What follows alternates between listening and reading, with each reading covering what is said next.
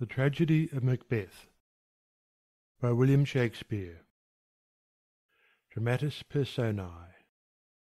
First Witch, Second Witch and Servant, Third Witch and Gentlewoman, Duncan, King of Scotland, Old Man, and Lords, Malcolm, son of Duncan, Sergeant, Third Murderer, and Soldiers, Lennox, nobleman of Scotland, Ross, nobleman of Scotland, Macbeth, general of the King's army, Banquo, general of the King's army, and Siward, Earl of Northumberland, general of English forces, Angus, nobleman of Scotland, and second murderer, Lady Macbeth, messenger and attendant, Fleance, a son to Banquo, and young Siward, Siward's son, Porter,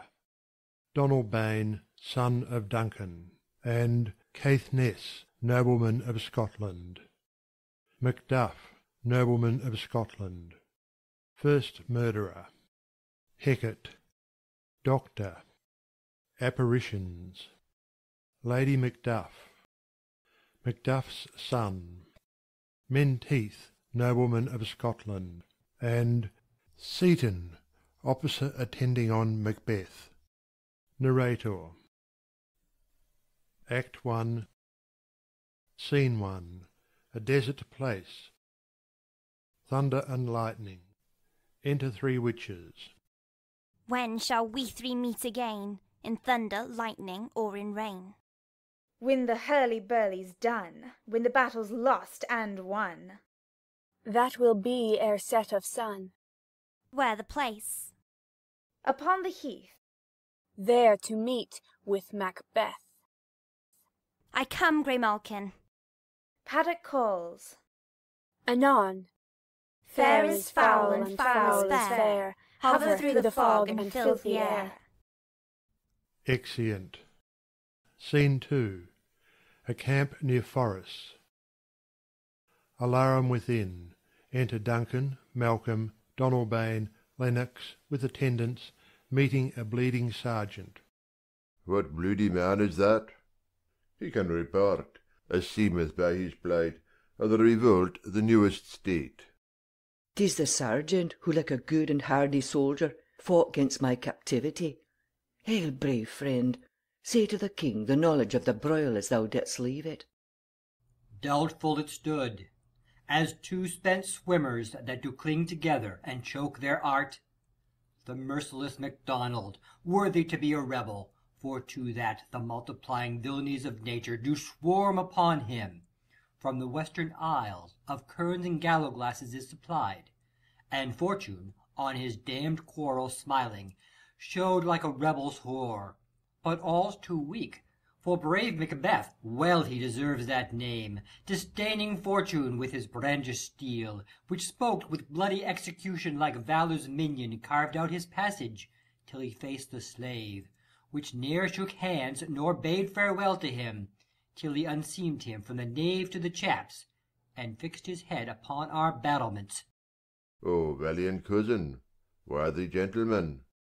As whence the sun gins his reflection, shipwrecking storms and direful thunders break, so from that spring whence comfort seemed to come, discomfort swells. Mark, King of Scotland, mark! No sooner justice had with valour armed compelled these skipping kerns to trust their heels, but the Norwegian lord, surveying vantage, with furnished arms and new supplies of men, began a fresh assault. Dismayed not this our captains, Macbeth and Banquo? Yes, as sparrows eagles, or the hare the lion. If I say sooth, I must report they were as cannons overcharged with double cracks, so they doubly redoubled strokes upon the foe. Except they meant to bathe in reeking wounds, or memorize another Golgotha, I cannot tell. But I am faint. My gashes cry for help. So will thy words become thee as thy wounds. They smack of honour of both. Go, get him sergeants. Exit sergeant attended. Who comes here? Enter Ross. The worthy Thane of Ross. What a hest looks through his eyes. So should he look that seems to speak things strange. God save the king. Whence camest thou, worthy Thane? From Fife, great king, where the Norwegian banners flout the sky and fan our people cold. Norway himself with terrible numbers, assisted by that most disloyal traitor, the Thane of Cawdor, began a dismal conflict, till that Bellona's bridegroom, lapped in proof, confronted him with self-comparisons, point against point rebellious, arm against arm, curbing his lavish spirit, and, to conclude, the victory fell on us. Great happiness. That now Sweno, the Norway's king, craves composition. Nor would we deign him burial of his men, till he dispersed at St. Colmay's Inch $10,000 to our general use. No more that Thane of Cawdor shall deceive our bosom interest. Go, pronounce his present death, and with his former title greet Macbeth. I'll see it done. What he hath lost, noble Macbeth hath won. Exeunt. Scene 3. A heath near Forres. Thunder. Enter the three witches. Where hast thou been, sister? Killing swine. Sister, where thou? A sailor's wife had chestnuts in her lap and munched and munched and munched. Give me, quoth I, aroint thee witch, the rump-fed Ronyan cries. Her husband's to Aleppo gone, master of the tiger. But in a sieve I'll thither sail, and like a rat without a tail I'll do, and I'll do. I'll give thee a wind. That kind. And I another. I myself have all the other, and the very ports they blow, all the quarters that they know. Ere the shipman's cards, I will drain him dry as hay. Sleep shall neither night nor day hang upon his penthouse lid. He shall live, a man forbid. Weary nights 9 times 9 shall he dwindle, peak and pine. Though his back cannot be lost, yet it shall be tempest-tossed. Look what I have. Show me, show me. Here I have a pilot's thumb, wrecked as homeward he did come. Drum within. A drum, Macbeth doth come. The Weird weird sisters, hand in hand, posters of the sea and land, thus do go about. Thrice to thine, and thrice mine, and thrice again to make up 9. Peace, the charms wound up. Enter Macbeth and Banquo. So foul and fair a day I have not seen. How far is't called to Forres? What are these, so withered and so wild in their attire, that look not like the inhabitants of the earth, and yet are on't? Live you, or are you aught that man may question? You seem to understand me, by each at once her choppy finger laying upon her skinny lips. You should be women, and yet your beards forbid me to interpret that you are so. Speak, if you can. What are you? All hail Macbeth, hail thee, Thane of Glamis. All hail, Macbeth, hail to thee, Thane of Cawdor. All hail, Macbeth, thou shalt be king hereafter. Good sir, why do you start, and seem to fear things that do sound so fair? In the name of truth, are ye fantastical, or that indeed which outwardly ye show? My noble partner you greet with present grace, and great prediction of noble having and of royal hope, that he seems rapt withal. To me you speak not. If you can look into the seeds of time, and say which grain will grow and which will not, speak then to me, who neither beg nor fear your favours nor your hate. Hail. Hail. Hail. Lesser than Macbeth and greater. Not so happy, yet much happier. Thou shalt get kings, though thou be none. So all hail Macbeth and Banquo. Banquo and Macbeth, all hail. Stay, you imperfect speakers. Tell me more. By Sinel's death I know I am Thane of Glamis, but how of Cawdor? The Thane of Cawdor lives, a prosperous gentleman, and to be king stands not within the prospects of belief, no more than to be Cawdor. Say from whence you owe this strange intelligence, or why, upon this blasted heath, you stop our way with such prophetic greeting. Speak, I charge you. Witches vanish. The earth hath bubbles as the water has, and these are of them. Whither are they vanished? Into the air, and what seemed corporal melted, as breath into the wind. Would they had stayed. Were such things here as we do speak about? Or have we eaten of the insane root that takes the reason prisoner? Your children shall be kings. You shall be king. And Thane of Cawdor too, went it not so? To the self-same tune and words. Who's here? Enter Ross and Angus. The king hath happily received, Macbeth, the news of thy success, and when he reads thy personal venture in the rebels' fight, his wonders and his praises do contend which should be thine or his. Silenced with that, in viewing o'er the rest of the self-same day, he finds thee in the stout Norweyan ranks, nothing afeard of what thyself didst make, strange images of death. As thick as tale came post with post, and every one did bear thy praises in his kingdom's great defence, and poured them down before him. We are sent to give thee from our royal master thanks, only to herald thee into his sight, not pay thee. And, for an earnest of a greater honour, he bade me from him call thee Thane of Cawdor, in which addition, hail, most worthy Thane, for it is thine. What? Can the devil speak true? The Thane of Cawdor lives. Why do you dress me in borrowed robes? Who was the Thane lives yet, but under a heavy judgment bears that life which he deserves to lose. Whether he was combined with those of Norway, or did lie in a rebel with hidden help and vantage, or that with both he laboured in his country's wrack, I know not. But treason's capital, confessed and proved, have overthrown him. Aside. Glamis and Thane of Cawdor, the greatest is behind. To Ross and Angus. Thanks for your pains. To Banquo. Do you not hope your children shall be kings, when those that gave the Thane of Cawdor to me promised no less to them? That trusted home might yet enkindle you unto the crown, besides the Thane of Cawdor. But 'tis strange, and oftentimes to win us to our harm, the instruments of darkness tell us truths, win us with honest trifles, to betray us in deepest consequence. Cousins, a word, I pray you. Aside. Two truths are told, as happy prologues to the swelling act of the imperial theme. I thank you, gentlemen. Aside. This supernatural soliciting cannot be ill, cannot be good. If ill, why hath it given me earnest of success, commencing in a truth?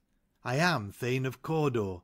If good, why do I yield to that suggestion, whose horrid image doth unfix my hair, and make my seated heart knock at my ribs against the use of nature?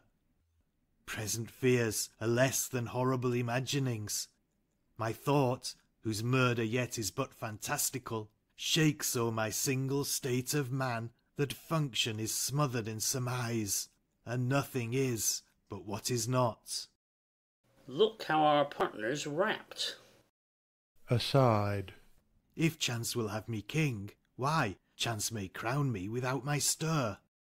New honours come upon him, like our strange garments, cleave not to their mould, but with the aid of use. Aside. Come what come may, time and the hour runs through the roughest day. Worthy Macbeth, we stay upon your leisure. Give me your favour. My dull brain was wrought with things forgotten. Kind gentlemen, your pains are registered where every day I turn the leaf to read them. Let us toward the king. Think upon what hath chanced, and at more time, the interim having weighed it, let us speak our free hearts each to other. Very gladly. Till then, enough. Come, friends. Exeunt. Scene 4. Forres, the palace. Flourish. Enter Duncan, Malcolm, Donalbain, Lennox, and attendants. Is execution done on corridor? Are not those in commission yet returned? My liege, they're not yet come back, but I have spoke with one that saw him die, who did report that very frankly he confessed his treasons, implored your highness's pardon, and set forth a deep repentance. Nothing in his life became him like the leaving it. He died as one that had been studied in his death to throw away the dearest thing he owed as 'twere a careless trifle. There's no art to find the mind's construction in the face. He was a gentleman on whom I built an absolute trust. Enter Macbeth, Banquo, Ross, and Angus. O worthiest cousin, the sin of my ingratitude even now was heavy on me. Thou art so far before that swiftest wing of recompense is slow to overtake thee. Wouldst thou hadst less deserved, that the proportion both of thanks and payment might have been mine. Only I have left to say, more is thy due than more than all can pay. The service and the loyalty I owe in doing it pays itself. Your highness's part is to receive our duties, and our duties are to your throne and state children and servants, which do but what they should by doing everything safe toward your love and honour. Welcome hither. I have begun to plant thee, and will labour to make thee full of growing. Noble Banquo, thou hast no less deserved, nor must be known no less to have done so. Let me enfold thee, and hold thee to my heart. There if I grow, the harvest is your own. My plenteous joys, wanton in fullness, seek to hide themselves in drops of sorrow. Sons, kinsmen, thanes, and you whose places are the nearest, know we will establish our state upon our eldest, Malcolm, whom we name hereafter the Prince of Cumberland, which honour must not unaccompanied invest him only, but signs of nobleness, like stars, shall shine on all deservers. From hence to Inverness, and bind us further to you. The rest is labour, which is not used for you. I'll be myself the harbinger, and make joyful the hearing of my wife with your approach. So humbly take my leave. My worthy Cawdor. Aside. Prince of Cumberland, that is a step on which I must fall down, or else or leap, for in my way it lies. Stars, hide your fires. Let not light see my black and deep desires. The eye wink at the hand, yet let that be which the eye fears when it is done to see. Exit. True, worthy Banquo, he is full so valiant, and in his commendations I am fed. It is a banquet to me. Let's after him, whose care is gone before to bid us welcome. It is a peerless kinsman. Flourish. Exeunt. Scene 5. Inverness, Macbeth's castle. Enter Lady Macbeth, reading a letter. They met me in the day of success, and I have learned by the perfectest report they have more in them than mortal knowledge.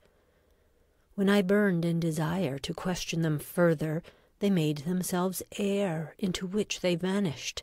Whiles I stood wrapped in the wonder of it, came missives from the king, who all hailed me Thane of Cawdor, by which title before these weird sisters saluted me, and referred me to the coming on of time, with Hail, King that shalt be.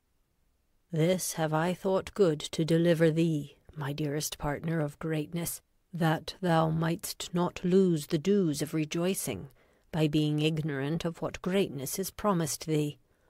Lay it to thy heart, and farewell. Glamis thou art, and Cawdor, and shalt be what thou art promised. Yet do I fear thy nature, It is too full o' the milk of human kindness to catch the nearest way. Thou wouldst be great, art not without ambition, but without the illness should attend it. What thou wouldst highly, that wouldst thou holily. Wouldst not play false, and yet wouldst wrongly win. Thou'ldst have, great Glamis, that which cries, thus thou must do if thou have it, and that which rather thou dost fear to do, than wishest should be undone.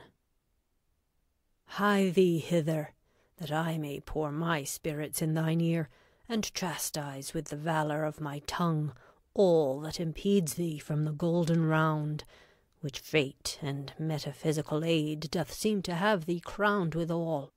Enter a messenger. What is your tidings? The king comes here tonight. Thou'rt mad to say it.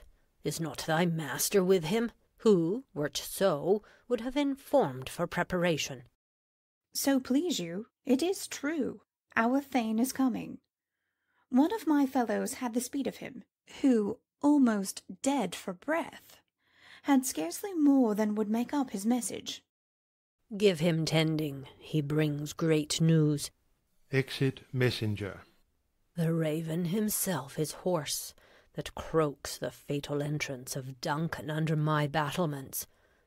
Come, you spirits that tend on mortal thoughts, unsex me here, and fill me from the crown to the toe top full of direst cruelty. Make thick my blood. Stop up the access and passage to remorse, that no compunctious visitings of nature shake my fell purpose, nor keep peace between the effect and it. Come to my woman's breasts, and take my milk for gall, you murdering ministers, wherever in your sightless substances you wait on nature's mischief. Come, thick night, and pall thee in the dunnest smoke of hell, that my keen knife see not the wound it makes, nor heaven peep through the blanket of the dark to cry, Hold, hold! Enter Macbeth.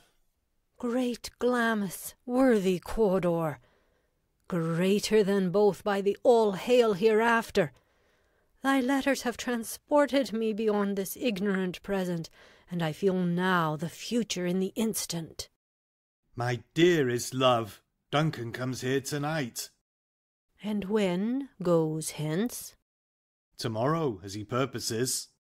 Oh, never shall sun that morrow see. Your face, my Thane, is as a book, where men may read strange matters. To beguile the time, look like the time. Bear welcome in your eye, your hand, your tongue. Look like the innocent flower, but be the serpent under't. He that's coming must be provided for, and you shall put this night's great business into my dispatch, which shall to all our nights and days to come give solely sovereign sway and masterdom. We will speak further. Only look up clear. To alter favour ever is to fear. Leave all the rest to me. Exeunt. Scene 6. Before Macbeth's castle. Hautboys and torches. Enter Duncan, Malcolm, Donalbain, Banquo, Lennox, Macduff, Ross, Angus, and attendants. This castle hath a pleasant seat. The air nimbly and sweetly recommends itself unto our gentle senses. This guest of summer, the temple-haunting martlet, does approve, by his loved mansionry, that the heaven's breath smells wooingly here. No jutty frieze buttress, nor coign of vantage, but this bird hath made his pendant bed and procreant cradle. Where they most breed and haunt, I have observed, the air is delicate. Enter Lady Macbeth. See, see our honoured hostess. The love that follows us sometime is our trouble, which we still thank as love.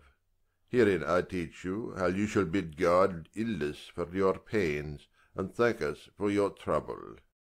All our service in every point twice done, and then done double, were poor and single business to contend against those honours deep and broad wherewith your majesty loads our house.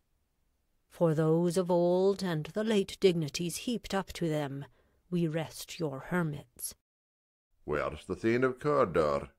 We coursed him at the heels, and had a purpose to be his purveyor, but he rides well, and his great love, sharp as his spur, hath holp him to his home before us. Fair and noble hostess, we are your guests to-night. Your servants ever have theirs, themselves, and what is theirs, in count to make their audit at your highness' pleasure, still to return your own. Give me your hand. Conduct me to mine host. We love him highly, and shall continue our graces toward him. By your leave, hostess. Exeunt. Scene 7. Macbeth's castle. Hautboys and torches.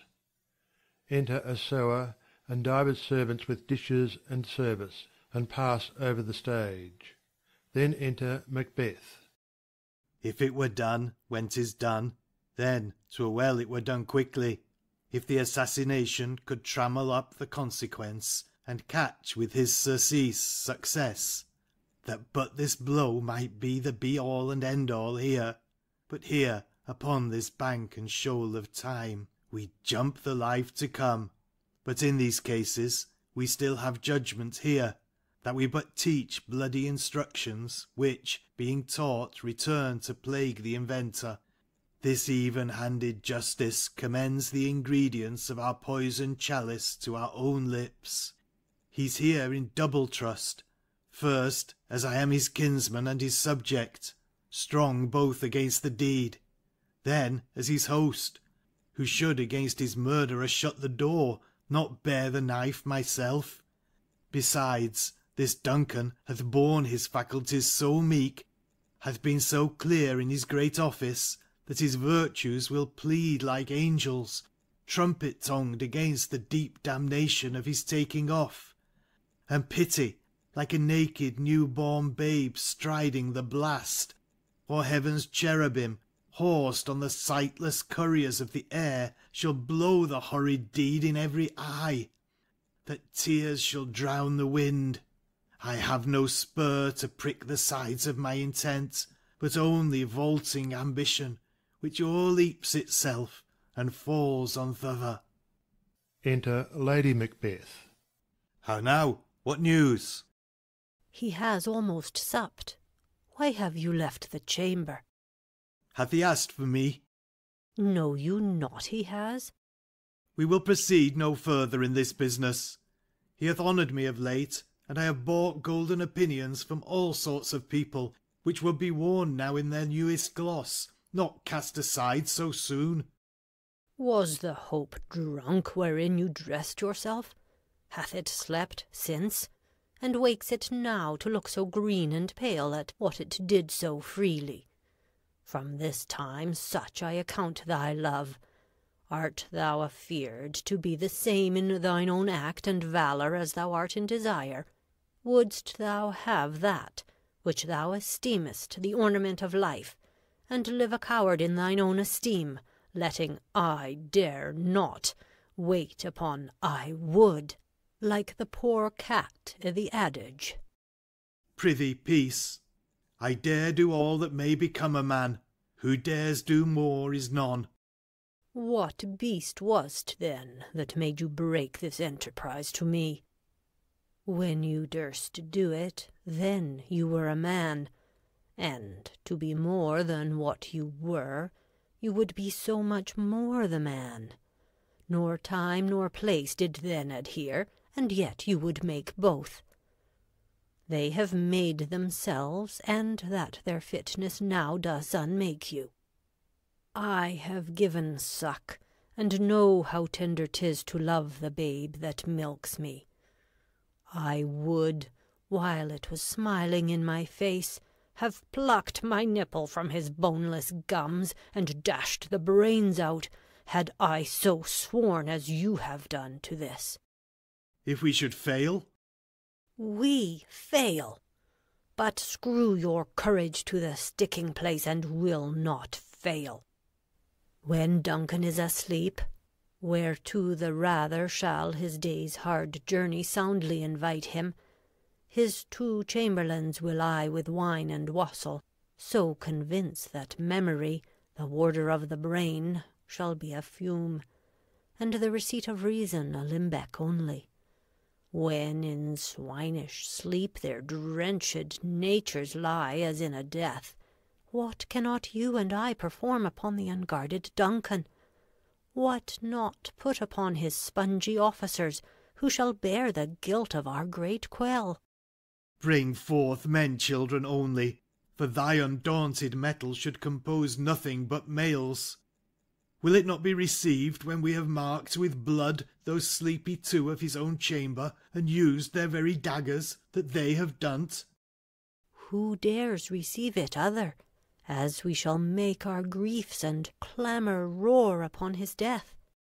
I am settled, and bend up each corporal agent to this terrible feat. Away, and mock the time with fairest show. False face must hide what the false heart doth know. Exeunt. Act 2, Scene 1. Inverness, court within the castle. Enter Banquo and Fleance, bearing a torch before them. How goes the night, boy? The moon is down. I have not heard the clock. And she goes down at 12. I take 'tis later, sir. Hold, take my sword. There's husbandry in heaven. Their candles are all out. Take thee that too. A heavy summons lies like lead upon me, and yet I would not sleep. Merciful powers, restrain in me the cursed thoughts that nature gives way to in repose. Enter Macbeth and a servant with a torch. Give me my sword. Who's there? A friend. What, sir, not yet at rest? The king's abed. He hath been in unusual pleasure, and sent forth great largesse to your offices. This diamond he greets your wife withal by the name of most kind hostess, and shut up in measureless content. Being unprepared, our will became the servant to defect, which else should free have wrought. All's well. I dreamt last night of the 3 weird sisters. To you they have showed some truth. I think not of them. Yet when we can entreat an hour to serve, we would spend it in some words upon that business, if you would grant the time. At your kindest leisure. If you shall cleave to my consent when 'tis, it shall make honour for you. So I lose none in seeking to augment it, but still keep my bosom franchised and allegiance clear, I shall be counselled. Good repose the while. Thanks, sir. The like to you. Exeunt Banquo and Fleance. Go bid thy mistress, when my drink is ready, she strike upon the bell. Get thee to bed. Exit servant. Is this a dagger which I see before me? The handle toward my hand? Come, let me clutch thee. I have thee not, and yet I see thee still. Art thou not fatal vision, sensible to feeling as to sight? Or art thou but a dagger of the mind, a false creation, proceeding from the heat-oppressed brain? I see thee yet, in form as palpable as this which now I draw. Thou marshalst me the way that I was going, and such an instrument I was to use. Mine eyes are made the fools of the other senses, or else worth all the rest.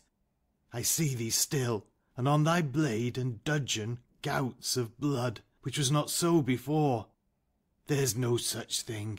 It's the bloody business which informs thus to mine eyes. Now o'er the one half-world nature seems dead, and wicked dreams abuse the curtained sleep. Witchcraft celebrates pale Hecate's offerings, and withered murder, alarmed by his sentinel the wolf, whose howls his watch, thus with his stealthy pace. with Tarquin's ravishing strides towards his design, moves like a ghost. Thou sure and firm-set earth, hear not my steps, which way they walk, for fear thy very stones prate of my whereabout, and take the present horror from the time which now suits with it. Whiles I threat, he lives. Words to the heat of deeds, to cold breath gives. A bell rings. I go, and it is done. The bell invites me. Hear it not, Duncan, for it is a knell that summons thee to heaven or to hell. Exit. Scene 2. The same. Enter Lady Macbeth. That which hath made them drunk hath made me bold. What hath quenched them hath given me fire. Hark! Peace! It was the owl that shrieked, the fatal bellman which gives the sternest good night. He is about it. The doors are open, and the surfeited grooms do mock their charge with snores. I have drugged their possets, that death and nature do contend about them, whether they live or die. Within. Who's there? What, ho? Alack, I am afraid they have awaked, and 'tis not done. The attempt and not the deed confounds us. Hark! I laid their daggers ready, he could not miss 'em. Had he not resembled my father as he slept, I had done't. Enter Macbeth. My husband. I have done the deed.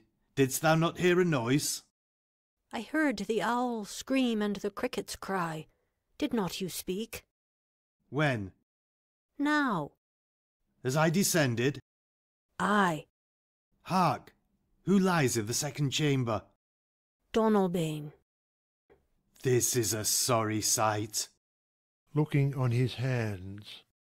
A foolish thought, to say a sorry sight. There's one did laugh in sleep, and one cried murder, that they did wake each other. I stood and heard them, but they did say their prayers and address them again to sleep. There are two lodged together.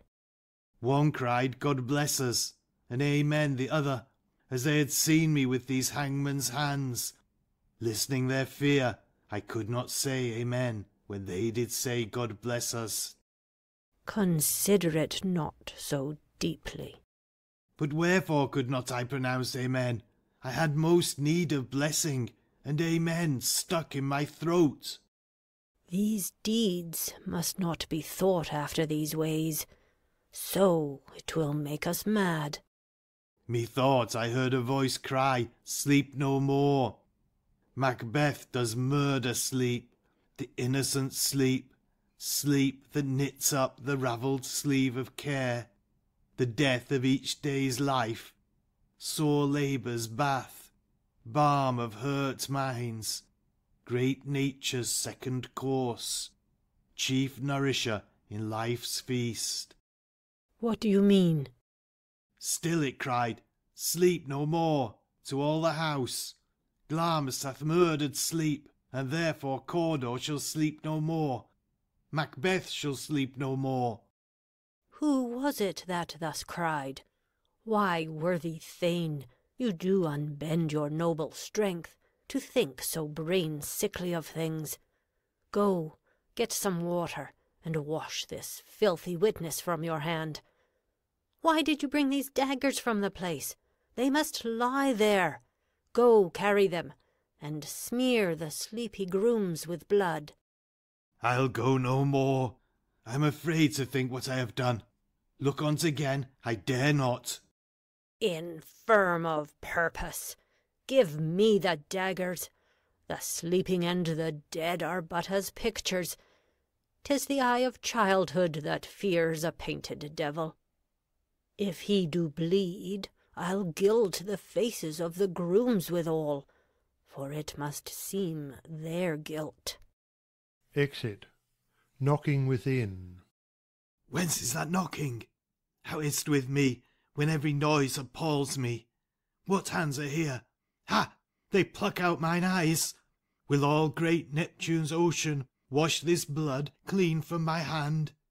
No, this my hand will rather the multitudinous seas in incarnadine, making the green one red. Re-enter Lady Macbeth. My hands are of your colour, but I shame to wear a heart so white.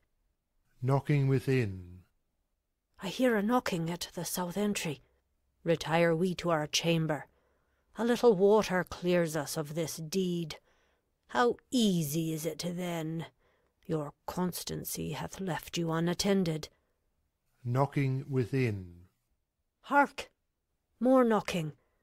Get on your nightgown, lest occasion call us, and show us to be watchers. Be not lost so poorly in your thoughts.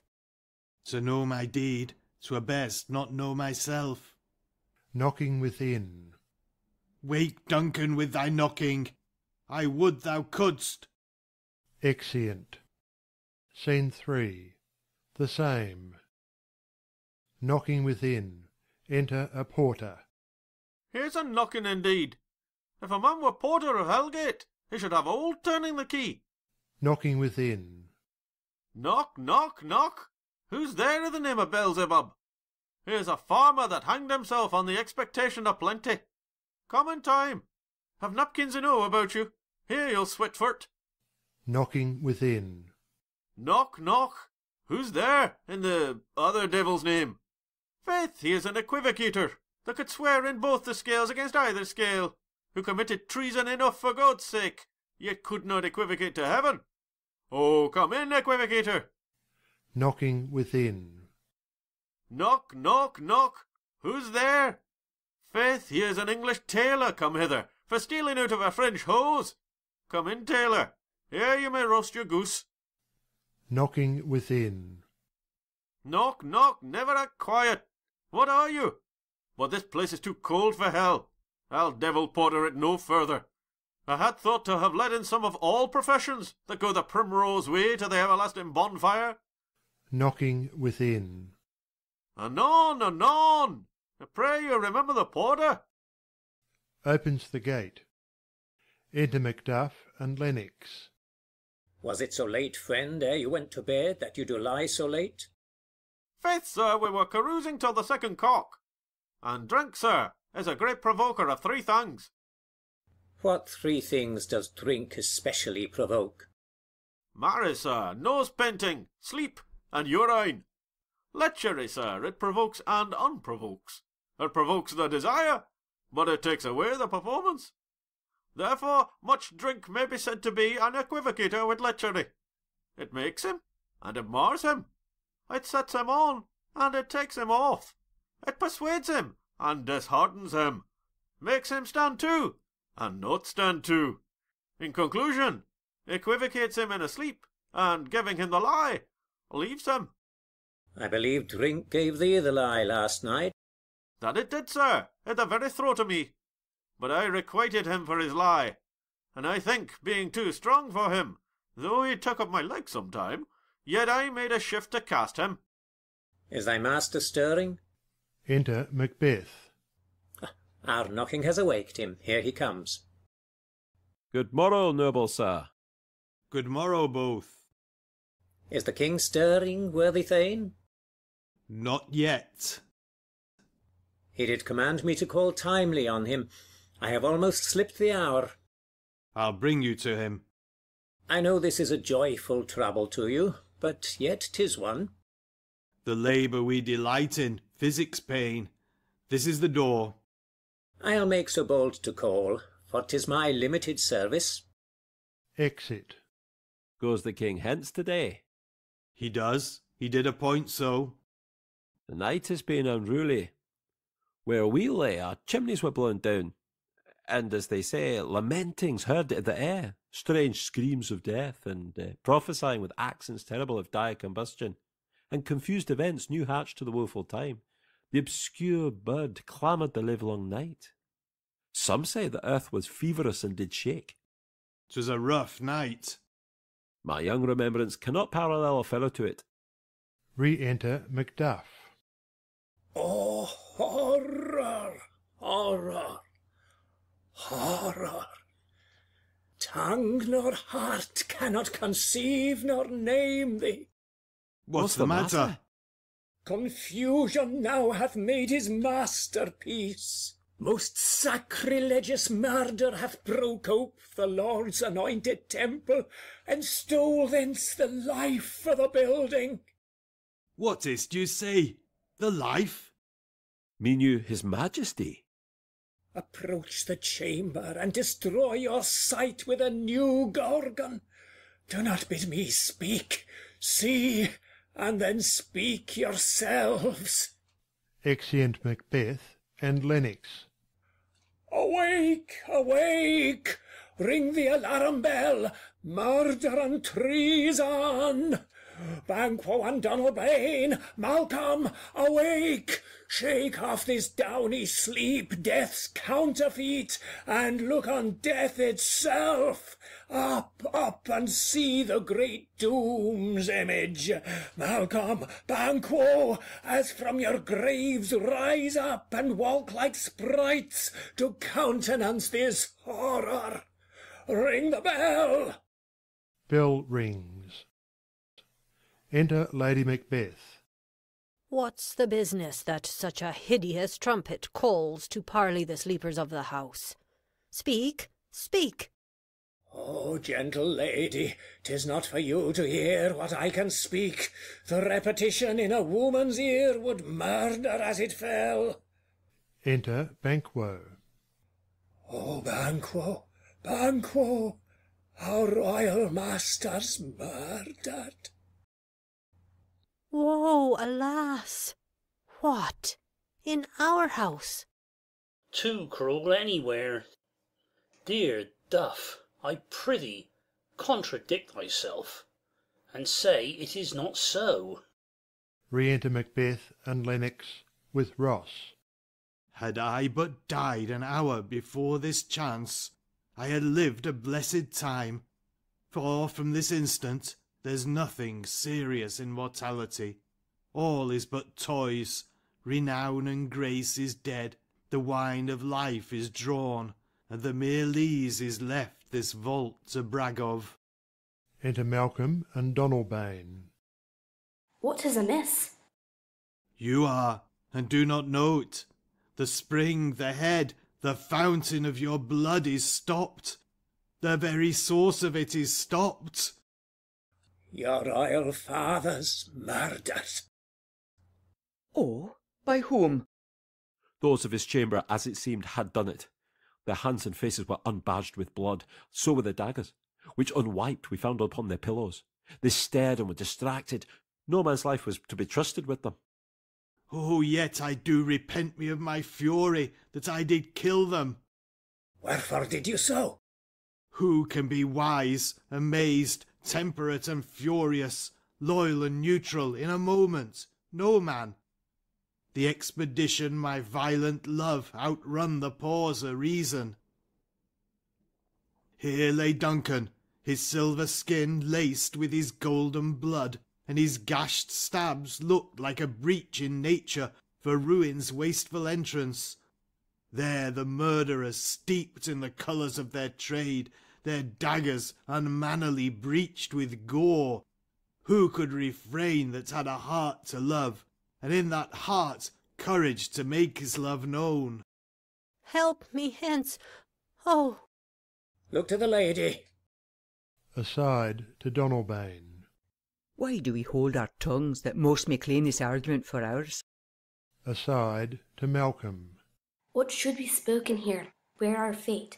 He'd in an augured hole may rush and seize us. Let's away, our tears are not yet brewed. Aside to Donalbain. Nor our strong sorrow upon the foot of motion. Look to the lady. Lady Macbeth is carried out. And when we have our naked frailties hid that suffer in exposure, let us meet, and question this most bloody piece of work, to know it further. Fears and scruples shake us. In the great hand of God I stand, and thence against the undivulged pretence I fight of treasonous malice. And so do I. So all. Let's briefly put on manly readiness, and meeteth all together. Well contented. Exeunt all but Malcolm and Donalbain. What will you do? Let's not consort with them. To show an unfelt sorrow is an office which the false man does easy. I'll to England. To Ireland our separated fortune shall keep us both the safer where we are. There's daggers in men's smiles, the near in blood, the nearer bloody. This murderous shaft that shot hath not yet lighted, and our safest way is to avoid the aim. Therefore to horse, and let us not be dainty of leave-taking, but shift away. There's warrant in that theft which steals itself, when there's no mercy left. Exeunt. Scene 4. Outside Macbeth's castle. Enter Ross and an old man. 70 I can remember well, within the volume of which time I have seen hours dreadful and things strange, but this sore night hath trifled former knowings. Ah, good father, thou seest the heavens, as troubled with man's act, threaten his bloody stage. By the clock 'tis day, and yet dark night strangles the travelling lamp. Is't night's predominance, or the day's shame, that darkness does the face of earth entomb, when living light should kiss it? 'Tis unnatural, even like the deed that's done. On Tuesday last, a falcon, towering in her pride of place, was by a mousing owl hawked at and killed. And Duncan's horses, a thing most strange and certain, beauteous and swift, the minions of their race, turned wild in nature, broke their stalls, flung out, contending 'gainst obedience, as they would make war with mankind. 'Tis said they eat each other. They did so, to the amazement of mine eyes that looked upon't. Here comes the good Macduff. Enter Macduff. How goes the world, sir, now? Why, see you not? Is't known who did this more than bloody deed? Those that Macbeth hath slain. Alas the day, what good could they pretend? They were suborned. Malcolm and Donalbain, the king's 2 sons, are stolen away and fled, which puts upon them suspicion of the deed. 'Gainst nature still, thriftless ambition, that wilt raven up thine own life's means. Then 'tis most like the sovereignty will fall upon Macbeth. He is already named and gone to Scone to be invested. Where is Duncan's body? Carried to Colnkill, the sacred storehouse of his predecessors and guardian of their bones. Will you to Scone? No, cousin, I'll to Fife. Well, I will thither. Well, may you see things well done there. Adieu, lest our old robes sit easier than our new. Farewell, father. God's benison go with you, and with those that would make good of bad, and friends of foes. Exeunt. Act 3, Scene 1. Forres, the palace. Enter Banquo. Thou hast it now. King, Cawdor, Glamis, all, as the weird women promised. And, I fear, thou playedst most foully for it. Yet it was said it should not stand in thy posterity, but that myself should be the root and father of many kings. If there come truth from them, as upon thee, Macbeth, their speeches shine, why, by the verities on thee made good, may they not be my oracles as well? and set me up in hope. But hush, no more. Senate sounded. Enter Macbeth as king, Lady Macbeth as queen, Lennox, Ross, lords, ladies, and attendants. Here's our chief guest. If he had been forgotten, it had been as a gap in our great feast, and all thing unbecoming.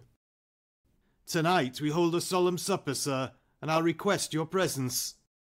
Let your highness command upon me, to the which my duties are with a most indissoluble tie for ever knit.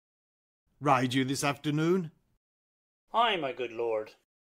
We should have else desired your good advice, which still hath been both grave and prosperous in this day's council, but we'll take tomorrow. Is't far you ride? As far, my lord, as will fill up the time twixt this and supper. Go not my horse the better, I must become a borrower of the night for a dark hour or twain. Fail not our feast. My lord, I will not. We hear our bloody cousins are bestowed in England and in Ireland, not confessing their cruel parricide, filling their hearers with strange invention. But of that tomorrow, when therewithal we shall have cause of state, craving us jointly. Hie to your horse, adieu, till you return at night. Goes Fleance with you? Ay, my good lord, our time does call upon us. I wish your horses swift and sure of foot, and so I do commend you to their backs. Farewell. Exit Banquo. Let every man be master of his time till 7 at night. To make society the sweeter welcome, we will keep ourselves till supper time alone. While then, God be with you. Exeunt all but Macbeth and an attendant. Sirrah, a word with you. Attend those men our pleasure. They are, my lord, without the palace gate. Bring them before us. Exit attendant. To be thus is nothing, but to be safely thus. Our fears in Banquo stick deep, and in his royalty of nature reigns that which would be feared. 'Tis much he dares, and, to that dauntless temper of his mind, he hath a wisdom that doth guide his valour to act in safety. There is none but he, whose being I do fear, and, under him, my genius is rebuked, as it is said, Mark Antony's was by Caesar. He chid the sisters when they first put the name of king upon me, and bade them speak to him. Then, prophet-like, they hailed him father to a line of kings. Upon my head they placed a fruitless crown, and put a barren sceptre in my gripe, thence to be wrenched with an unlineal hand, no son of mine succeeding. If 't be so, for Banquo's issue have I filed my mind. For them the gracious Duncan have I murdered, put rankers in the vessel of my peace only for them, and mine eternal jewel given to the common enemy of man, to make them kings, the seed of Banquo kings. Rather than so, come fate into the list, and champion me to the utterance. Who's there? Re-enter attendant with 2 murderers. Now, go to the door, and stay there till we call. Exit attendant. Was it not yesterday we spoke together? It was, so please your highness. Well then, now, have you considered of my speeches? Know that it was he in the times past which held you so under fortune, which you thought had been our innocent self. This I made good to you in our last conference, passed in probation with you, how you were borne in hand, how crossed the instruments, who wrought with them, and all things else that might to half a soul and to a notion craze say, thus did Banquo. You made it known to us. I did so, and went further, which is now our point of second meeting. Do you find your patience so predominant in your nature that you can let this go? Are you so gospel to pray for this good man and for his issue, whose heavy hand hath bowed you to the grave, and beggared yours for ever? We are men, my liege. Aye, in the catalogue ye go for men, as hounds and greyhounds, mongrels, spaniels, curs, Shuffs, water rugs, and demi-wolves are clept, all by the name of dogs. The valued file distinguishes the swift, the slow, the subtle, the housekeeper, the hunter, every one according to the gift which bounteous nature hath in him closed, whereby he does receive particular addition from the bill that writes them all alike. And so of men. Now, if you have a station in the file, not i' the worst rank of manhood, say't, and I will put that business in your bosoms, whose execution takes your enemy off, grapples you to the heart and love of us, who wear our health but sickly in his life, which in his death were perfect. I am one, my liege, whom the vile blows and buffets of the world have so incensed that I am reckless what I do to spite the world. And I another, so weary with disasters, tugged with fortune, that I would set my life on any chance to mend it or be rid on't. Both of you know Banquo is your enemy. True, my lord. So he is mine, and in such bloody distance that every minute of his being thrusts against my nearest of life, and though I could with barefaced power sweep him from my sight, and bid my will avouch it, yet I must not, for certain friends that are both his and mine, whose loves I may not drop, but wail his fall, who I myself struck down, and thence it is that I to your assistance do make love, masking the business from the common eye, for sundry weighty reasons. We shall, my lord, perform what you command us. Though our lives. Your spirits shine through you. Within this hour at most I will advise you where to plant yourselves, acquaint you with the perfect spy of the time, the moment on't, for it must be done tonight, and something from the palace. Always thought that I require a clearness, and with him to leave no rubs nor botches in the work. Theon's his son, that keeps him company, whose absence is no less material to me than is his father's, must embrace the fate of that dark hour. Resolve yourselves apart. I'll come to you anon. We are resolved, my lord. I'll call upon you straight. Abide within. Exeunt murderers. It is concluded. Banquo, thy soul's flight, if it find heaven, must find it out tonight. Exit. Scene 2. The Palace. Enter Lady Macbeth and a servant. Is Banquo gone from court? Ay, madam, but returns again tonight. Say to the king I would attend his leisure for a few words. Madam, I will. Exit. Naught's had. All's spent where our desire is got without content. 'Tis safer to be that which we destroy than by destruction dwell in doubtful joy. Enter Macbeth. How now, my lord? Why do you keep alone? Of sorriest fancies your companions making, using those thoughts which should indeed have died with them they think on. Things without all remedy should be without regard. What's done is done. We have scotched the snake, not killed it. She'll close and be herself, whilst our poor Malice remains in danger of her former tooth. But let the frame of things disjoint. Both the worlds suffer, ere we will eat our meal in fear, and sleep in the affliction of these terrible dreams that shake us nightly. Better be with the dead, whom we to gain our peace have sent to peace, than on the torture of the mind to lie in restless ecstasy. Duncan is in his grave.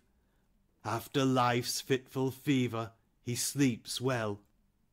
Treason has done his worst, nor steel nor poison, malice domestic, foreign levy, nothing can touch him further. Come on, gentle my lord, sleek o'er your rugged looks. Be bright and jovial among your guests tonight. So shall I, love, and so I pray be you. Let your remembrance apply to Banquo. Present him eminence both with eye and tongue. unsafe the while, that we must lave our honours in these flattering streams, and make our faces vizards to our hearts, disguising what they are. You must leave this. Oh, full of scorpions is my mind, dear wife. Thou know'st that Banquo in his flaunce lives. But in them nature's copies not etern. There's comfort yet, they are assailable. Then be thou jocund, ere the bat hath flown his cloistered flight, ere to black Hecate's summons the shard-born beetle with his drowsy hums hath rung night's yawning peal, there shall be done a deed of dreadful note. What's to be done? Be innocent of the knowledge, dearest Chuck, till thou applaud the deed. Come, sealing night, scarf up the tender eye of pitiful day, and with thy bloody and invisible hand cancel and tear to pieces that great bond which keeps me pale. Light thickens, and the crow makes wing to the rooky wood. Good things of day begin to droop and drowse, while night's black agents to their praise do rouse. Thou marvelst at my words, but hold thee still. Things bad begun make strong themselves by ill. So prithee, go with me. Exeunt. Scene 3. A park near the palace. Enter 3 murderers. But who did bid thee join with us? Macbeth. He needs not our mistrust, since he delivers our offices and what we have to do to the direction just.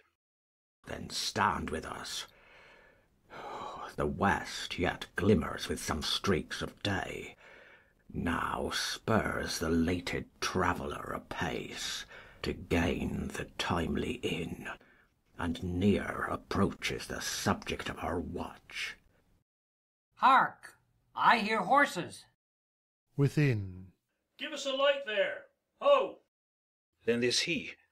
The rest that are within the note of expectation already are in the court. His horses go about. Almost a mile. But he does usually, so all men do, from hence to the palace gate make it their walk. A light. A light. Enter Banquo and Fleance with a torch. 'Tis he. Stand to it. It will be rain tonight. Let it come down. They set upon Banquo. Oh, treachery! Fly, good Fleance! Fly, fly, fly! Thou mayst revenge. Oh, slave! Dies. Fleance escapes. Who did strike out the light? Was not the way. There's but one down. The sun has fled.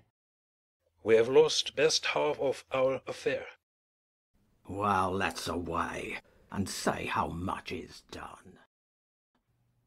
Exeunt. Scene 4. The same, a hall in the palace. A banquet prepared. Enter Macbeth, Lady Macbeth, Ross, Lennox, lords, and attendants. You know your own degrees. Sit down. At first and last the hearty welcome. Thanks to your majesty. Ourself will mingle with society and play the humble host. Our hostess keeps her state, but in best time we will require her welcome. Pronounce it for me, sir, to all our friends, for my heart speaks they are welcome. First murderer appears at the door. See, they encounter thee with their heart's thanks. Both sides are even. Here, I'll sit i' the midst. Be large in mirth. Anon we'll drink a measure, the table round. Approaching the door. There's blood on thy face. 'Tis Banquo's, then. 'Tis better thee without than he within. Is he dispatched? My lord, his throat is cut. That I did for him. Thou art the best of the cutthroats, yet he's good that did the like for Fleance. If thou didst it, thou art the nonpareil. Most royal sir, Fleance is scaped. Then comes my fit again. I had else been perfect, whole as the marble, founded as the rock, as broad and general as the casing air.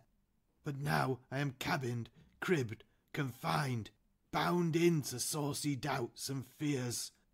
But Banquo's safe. Ay, my good lord, safe in a ditch he bides, with 20 trenched gashes on his head, the least a death to nature. Thanks for that. There the grown serpent lies. The worm that's fled hath nature that in time will venom breed. No teeth for the present. Get thee gone. Tomorrow we'll hear ourselves again. Exit murderer. My royal lord, you do not give the cheer. The feast is sold that is not often vouched. While 'tis a-making, 'tis given with welcome. To feed were best at home. From thence the sauce to meat is ceremony. Meeting were bare without it. Sweet remembrancer. Now good digestion waits on appetite, and health on both. May it please your highness sit. The ghost of Banquo enters and sits in Macbeth's place. Here had we now our country's honour roofed, with the graced presence of our Banquo present. Who may I rather challenge for unkindness than pity for mischance? His absence, sir, lays blame upon his promise. Pleased your highness to grace us with your royal company. The table's full. Here is a place reserved, sir. Where? Here, my good lord. What is it that moves your highness? Which of you have done this? What, my good lord? Thou canst not say I did it. Never shake thy gory locks at me. Gentlemen, rise. His highness is not well. Sit, worthy friends. My lord is often thus, and hath been from his youth. Pray you, keep seat. The fit is momentary.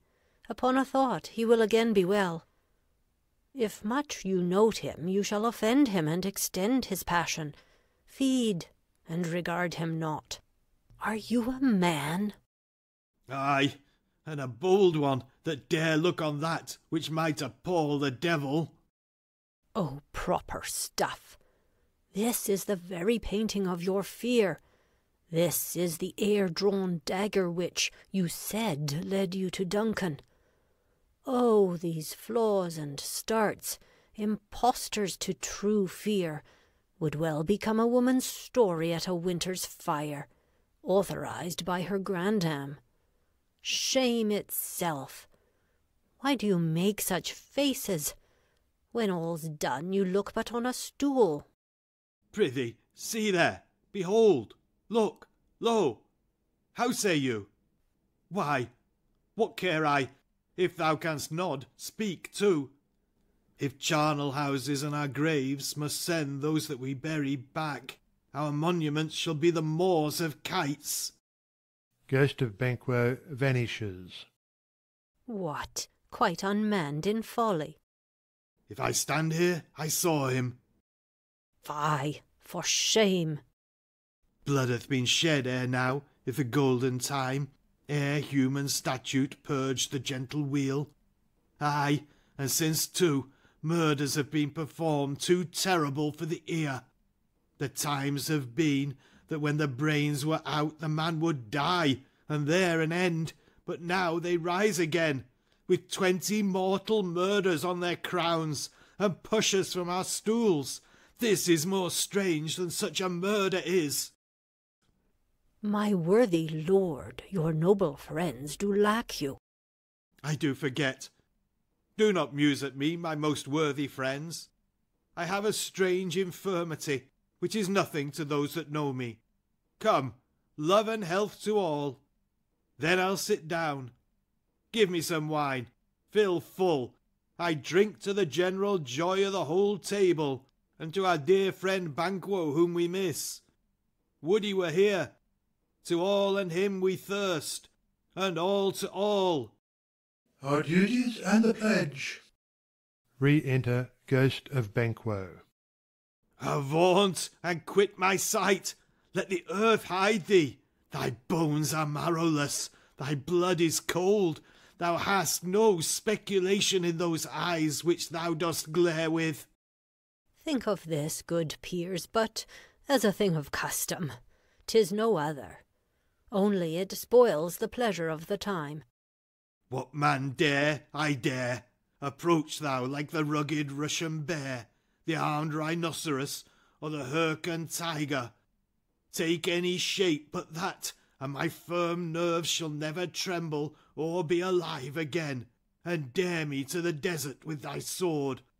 If trembling I inhabit then, protest me the baby of a girl. Hence, horrible shadow, unreal mockery, hence! Ghost of Banquo vanishes. Why, so, being gone, I am a man again. Pray you, sit still. You have displaced the mirth, broke the good meeting with most admired disorder. Can such things be, and overcome us like a summer's cloud, without our special wonder? You make me strange even to the disposition that I owe, when now I think you can behold such sights, and keep the natural ruby of your cheeks, when mine is blanched with fear. What sights, my lord? I pray you speak not. He grows worse and worse. Question enrages him. At once good night. Stand not upon the order of your going, but go at once. Good night, and better health attend his majesty. A kind good night to all. Exeunt all but Macbeth and Lady Macbeth. It will have blood. They say blood will have blood. Stones have been known to move, and trees to speak. Augurs and understood relations have by maggot pies and chuffs and rucks brought forth the secretest man of blood. What is the night? Almost at odds with morning. Which is which? How say'st thou that Macduff denies his person at our great bidding? Did you send to him, sir? I hear it by the way, but I will send. There's not a one of them but in his house I keep a servant feed. I will to-morrow, and betimes I will, to the weird sisters. More shall they speak, for now I am bent to know by the worst means the worst. For mine own good all causes shall give way. I am in blood, stepped in so far that should I wade no more, returning were as tedious as to go o'er. Strange things I have in head that will to hand, which must be acted ere they may be scanned. You lack the season of all natures. Sleep. Come, we'll to sleep. My strange and self-abuse is the initiate fear that wants hard use. We are yet but young indeed. Exeunt. Scene 5. A heath. Thunder. Enter the three witches meeting Hecate. Why, how now, Hecate? You look angrily. Have I not reason, beldames as you are, saucy and overbold? How did you dare to trade and traffic with Macbeth in riddles and affairs of death, and I, the mistress of your charms, the close contriver of all harms, was never called to bear my part, or show the glory of our art?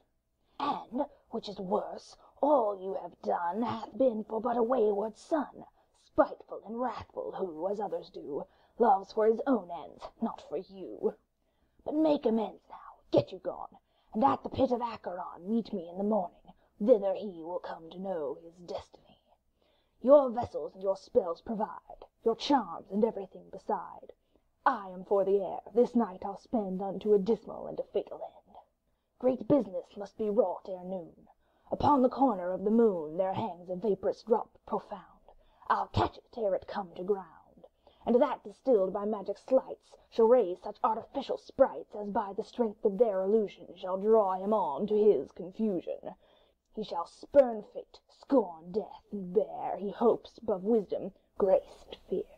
And you all know security is mortal's chiefest enemy. Music and a song within, come away, etc.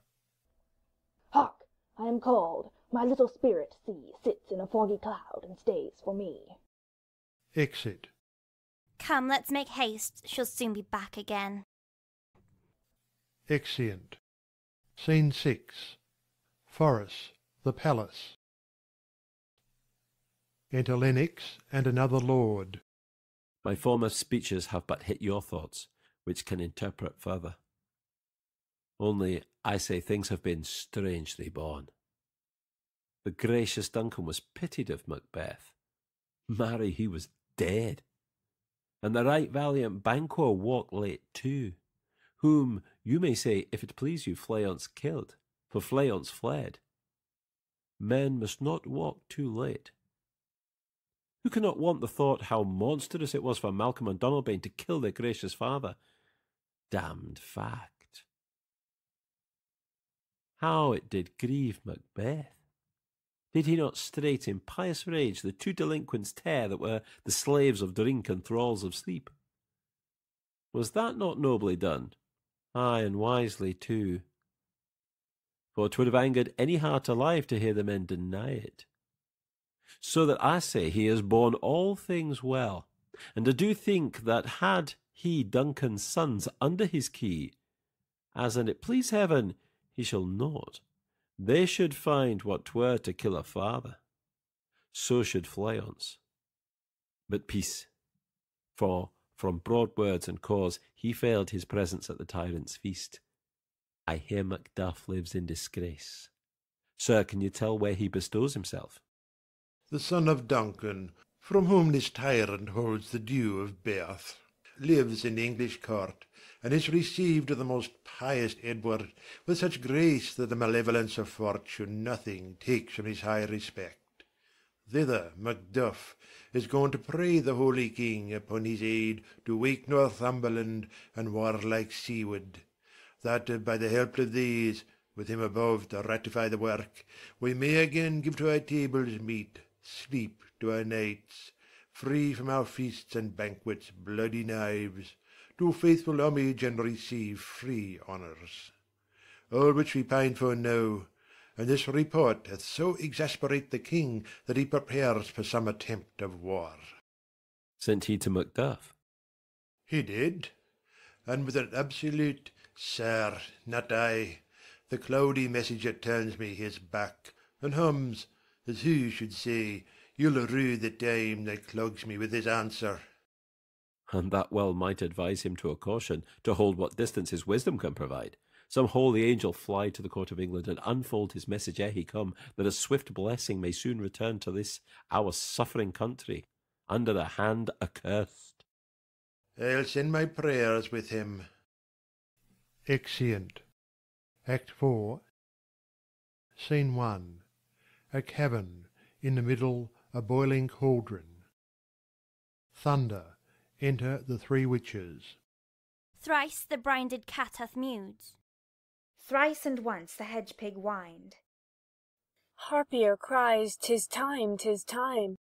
Round and round the cauldron go, in the poisoned entrails throw. Toad that under cold stone days and nights at 31, sweltered venom sleeping got, boil thou first in the charmed pot. Double, double, toil and trouble, fire burn and cauldron bubble. Fillet of fenny snake, in the cauldron boil and bake. Eye of newt and toe of frog, wool of bat and tongue of dog, adder's fork and blindworm's sting, lizard's leg and owlet's wing, forward charm of powerful trouble, like a hell broth boil and bubble. Double, double, toil and trouble, fire burn and cauldron bubble. Scale of dragon, tooth of wolf, witch's mummy, maw and gulf of the raven salt sea shark, root of hemlock digged in the dark, liver of blaspheming Jew, gall of goat and slips of yew silvered in the moon's eclipse, nose of Turk and Tartar's lips, finger of birth-strangled babe ditch delivered by a drab, make the gruel thick and slab.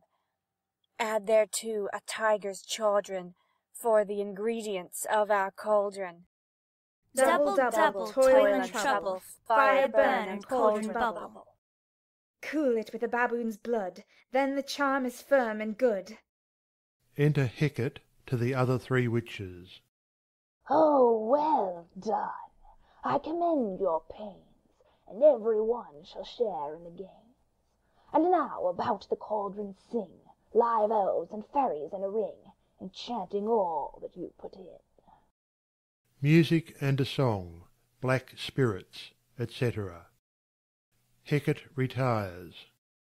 By the pricking of my thumbs, something wicked this way comes. Open locks, whoever knocks. Enter Macbeth. How now, you secret black and midnight hags? What is't you do? A deed without a name. I conjure you, by that which you profess, howe'er you come to know it, answer me, though you untie the winds and let them fight against the churches, though the yesty waves confound and swallow navigation up, though bladed corn be lodged and trees blown down, though castles topple on their warders' heads, though palaces and pyramids do slope their heads to their foundations, though the treasure of nature's Germans tumble all together, even till destruction sicken, answer me to what I ask you. Speak. Demand. We'll answer. Say if thou'dst rather hear it from our mouths or from our masters. Call 'em. Let me see 'em. Pour in Sow's blood that hath eaten her 9 farrow. Grease that sweaten from a murderer's gibbet throw into the flame. Come high or low, thyself and office deftly show. Thunder. First apparition, an armed head. Tell me, thou unknown power. He knows thy thoughts. Hear his speech, but say thou naught. Macbeth, Macbeth, Macbeth! Beware, Macduff, beware the Thane of Fife. Dismiss me. Enough. Descends. Whate'er thou art, for thy good caution thanks. Thou hast harped my fear aright. But one word more. He will not be commanded. He is another, more potent than the first. Thunder. Second apparition, a bloody child. Macbeth, Macbeth, Macbeth! Had I 3 ears, I'd hear thee. Be bloody, bold, and resolute. Laugh to scorn the power of man, for none of woman born shall harm Macbeth. Descends. Then live, Macduff. What need I fear of thee? But yet I'll make assurance double sure, and take a bond of fate. Thou shalt not live, that I may tell pale-hearted fear it lies, and sleep in spite of thunder. Thunder. Third apparition, a child crowned, with a tree in his hand. What is this that rises like the issue of a king, and wears upon his baby brow the round and top of sovereignty? Listen, but speak not to it. Be a lion mettled, proud, and take no care who chafes, who frets, or where conspirers are. Macbeth shall never vanquished be, until great Birnam wood to high Dunsinane hill shall come against him. Descends. That will never be. Who can impress the forest, bid the tree unfix his earthbound root? Sweet bodements, good, rebellion's head, rise never till the wood of Birnam rise, and our high-placed Macbeth shall live the lease of nature, pay his breath to time and mortal custom. Yet my heart throbs to know one thing. Tell me, if your art can tell so much, shall Banquo's issue ever reign in this kingdom? Seek to know no more. I will be satisfied. Deny me this, and an eternal curse fall on you. Let me know, why sinks that cauldron, and what noise is this? Hautboys. Show. Show. Show. Show his eyes and grieve his heart. Come like shadows, so depart. A show of 8 kings, the last with a glass in his hand. Ghost of Banquo following. Thou art too like the spirit of Banquo. Down, Thy crown does sear mine eyeballs, and thy hair, thou other gold-bound brow, is like the first. A third is like the former. Filthy hags, why do you show me this? A fourth, start eyes. What, will the line stretch out to the crack of doom? Another yet, a seventh, I see no more, and yet the eighth appears, who bears a glass, which shows me many more. As some I see that twofold balls and treble sceptres carry. Horrible sight! Now I see 'tis true, for the blood-bolted Banquo smiles upon me, and points at them for his. Apparitions vanish. What? Is this so? Aye, sir, all this is so. But why stands Macbeth thus amazedly? Come, sisters, cheer we up his sprites, and show the best of our delights. I'll charm the air to give a sound, while you perform your antic round, that this great king may kindly say our duties did his welcome pay. Music.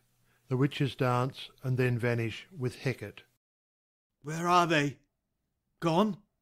Let this pernicious hour stand aye accursed in the calendar. Come in, without there. Enter Lennox. What's your grace's will? Saw you the weird sisters? No, my lord. Came they not by you? No, indeed, my lord. Infected be the air whereon they ride, and damned all those that trust them. I did hear the galloping of horse. Who was't came by? 'Tis 2 or 3, my lord, that bring you word. Macduff is fled to England. Fled to England? Aye, my good lord. Time, thou anticipatest my dread exploits. The flighty purpose ne'er is o'ertook, unless the deed go with it. From this moment the very firstlings of my heart shall be the firstlings of my hand. And even now, to crown my thoughts with axe, be it thought and done. The castle of Macduff I will surprise, seize upon Fife, give to the edge of the sword his wife, his babes, and all unfortunate souls that trace him in his line. No boasting like a fool, this deed I'll do before this purpose cool. But no more sights. Where are these gentlemen? Come, bring me where they are. Exeunt. Scene 2. Fife, Macduff's castle. Enter Lady Macduff, her son, and Ross. What had he done to make him fly the land? You must have patience, madam. He had none. His flight was madness. Where our actions do not, our fears do make us traitors. You know not whether it was his wisdom or his fear. Wisdom? To leave his wife? To leave his babes? His mansion and his titles in a place from whence himself does fly? He loves us not. He wants the natural touch. For the poor wren, the most diminutive of birds, will fight, her young ones in her nest, against the owl. All is the fear, and nothing is the love. As little is the wisdom where the flight so runs against all reason. My dearest cause, I pray you school yourself. But for your husband, he is noble, wise, judicious, and best knows the fits of the season. I dare not speak much further. But cruel are the times when we are traitors and do not know ourselves, when we hold rumour from what we fear, yet know not what we fear, but float upon a wild and violent sea each way and move. I take my leave of you. Shall not be long, but I'll be here again. Things at the worst will cease, or else climb upward to what they were before. My pretty cousin, blessing upon you. Fathered he is, and yet he's fatherless. I am so much a fool. Should I stay longer, it would be my disgrace and your discomfort. I take my leave at once. Exit. Sirrah, your father's dead. And what will you do now? How will you live? As birds do, mother. What? With worms and flies? With what I get, I mean, and so do they. Poor bird. thou'dst never fear the net nor line, the pitfall nor the gin. Why should I, mother? Poor bird, they are not set for. My father is not dead, for all your saying. Yes, he is dead. How wilt thou do for a father? Nay, how will you do for a husband? Why, I can buy me 20 at any market. Then you'll buy them to sell again. Thou speak'st with all thy wit, and yet, i' faith, with wit enough for thee. Was my father a traitor, mother? Ay, that he was. What is a traitor? Why, one that swears and lies. And be all traitors that do so. Every one that does so is a traitor, and must be hanged. And must they all be hanged that swear and lie? Every one. Who must hang them? Why, the honest men. Then liars and swearers are fools, for there are liars and swearers know to beat the honest men and hang up them. Now, God help thee, poor monkey, but how wilt thou do for a father? If he were dead, you'd weep for him. If you were not, it's a good sign that I should quickly have a new father. Poor prattler, how thou talk'st. Enter a messenger. Bless you, fair dame. I am not known to you, though in your state of honour I am perfect. I doubt some danger does approach you nearly. If you will take a homely man's advice, be not found here. Hence with your little ones. To fright you thus, methinks, I am too savage. To do worse to you were fell cruelty, which is too nigh your person. Heaven preserve you. I dare abide no longer. Exit. Whither should I fly? I have done no harm. But I remember now I am in this earthly world, where to do harm is often laudable. To do good sometime accounted dangerous folly. Why then, alas, do I put up that womanly defence, to say I have done no harm? Enter murderers. What are these faces? Where is your husband? I hope in no place so unsanctified where such as thou mayst find him. He's a traitor. Thou liest, the shaghead villain. What, you egg? Stabbing him. Young fry of treachery. He has killed me, mother. Run away, I pray you. Dies. Exit Lady Macduff, crying, Murder! Murder! Murder! Exeunt murderers following her. Scene 3. England, before the King's palace. Enter Malcolm and Macduff. Let us seek out some desolate shade, and there weep our sad bosoms empty. Let us rather hold fast the mortal sword, and like good men bestride our downfallen birthdom. Each new morn, new widows howl, new orphans cry, new sorrows strike heaven on the face, that it resounds as if it felt with Scotland, and yelled out like syllable of dolour. What I believe I'll wail, what no believe, and what I can redress, as I shall find the time to friend, I will. What you have spoke, it may be so perchance. This tyrant, whose sole name blisters our tongues, was once the honest. You have loved him well. He hath not touched you yet. I am young, but something you may deserve of him through me, and wisdom to offer up a weak, poor, innocent lamb to appease an angry God. I am not treacherous. But Macbeth is. A good and virtuous nature may recoil in an imperial charge. But I shall crave your pardon. That which you are, my thoughts cannot transpose. Angels are bright still, though the brightest fell. Though all things foul would wear the brows of grace, yet grace must still look so. I have lost my hopes. Perchance even there where I did find my doubts. Why in that rawness left you wife and child, those precious motives, those strong knots of love, without leave taken? I pray you, let not my jealousies be your dishonours, but mine own safeties.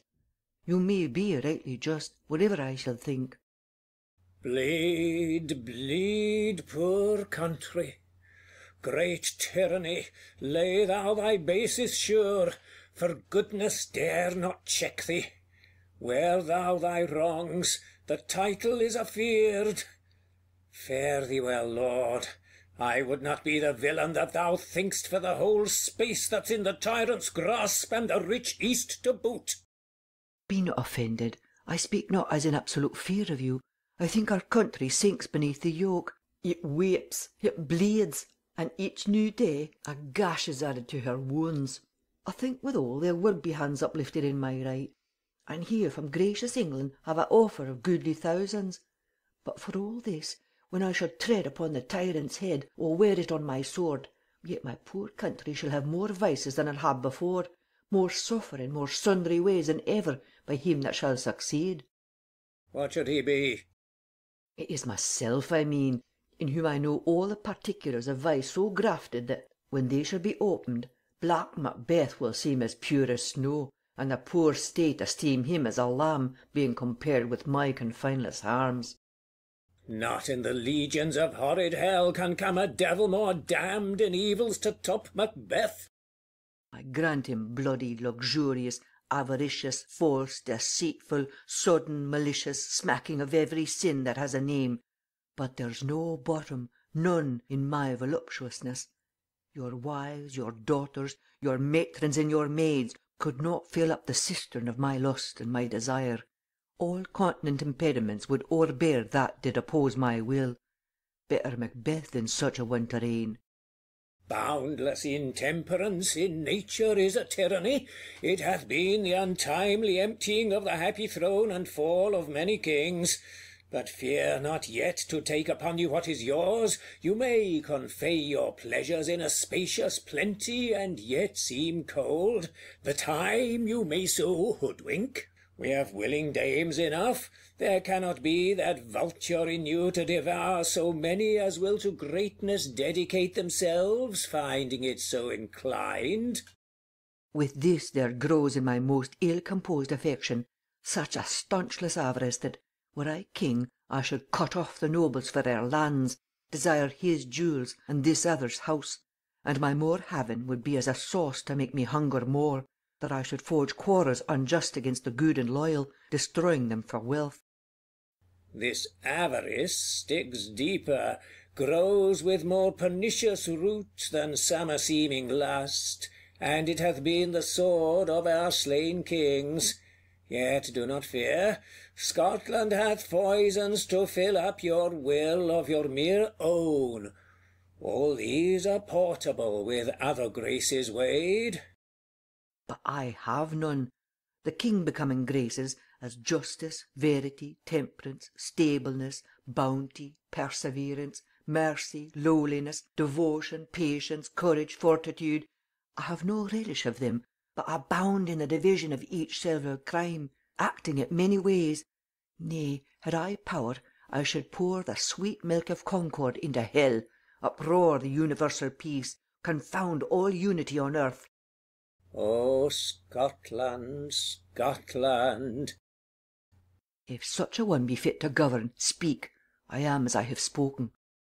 Fit to govern? No, not to live.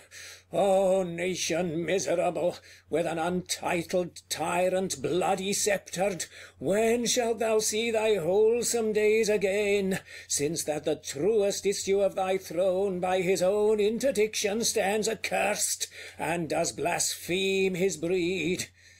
Thy royal father was a most sainted king. The queen that bore thee, oftener upon her knees than on her feet, died every day she lived. Fare thee well. These evils thou repeat'st upon thyself have banished me from Scotland. O my breast, thy hope ends here. Macduff, this noble passion, child of integrity, hath from my soul wiped the black scruples, reconciled my thoughts to thy good truth and honour. Devilish Macbeth by many of these trains hath sought to win me into his power, and modest wisdom plucks me from over-credulous haste.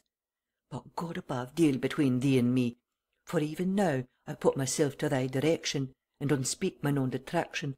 Here abjure the taints and blames I laid upon myself for strangers to my nature. I am yet unknown to woman, never was forsworn, scarcely have coveted what was mine own, at no time broke my faith, would not betray the devil to his fellow, and delight no less in truth than life. My first false speaking was this upon myself, what I am truly is thine and my poor country's to command, whither indeed before thy here approach old Seaward with 10,000 warlike men already at a point was setting forth. Now we'll together, and the chance of goodness be like our warranted quarrel. Why are you silent? Such welcome and unwelcome things at once 'tis hard to reconcile. Enter a doctor. Well, more anon. Comes the king forth, I pray you? Ay, sir. There are a crew of wretched souls that stay his cure. Their malady convinces the great essay of art, but at his touch, such sanctity hath heaven given his hand, they presently amend. I thank you, doctor. Exit doctor. What's the disease he means?